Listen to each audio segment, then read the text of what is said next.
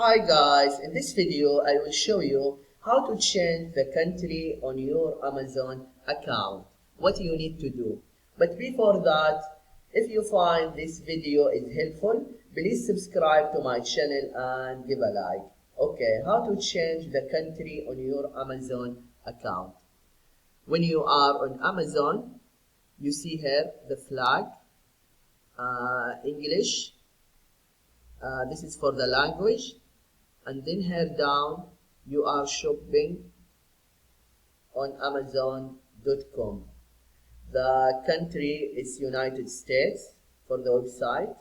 Then click change country or region, and you see here I have United States.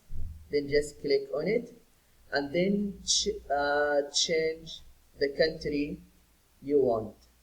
For example, Germany. After that, click go to website, and then here note a new country or region website selection will open in a new tab. Then click go to website.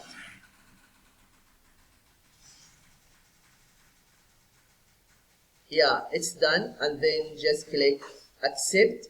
And don't forget to change your delivery address.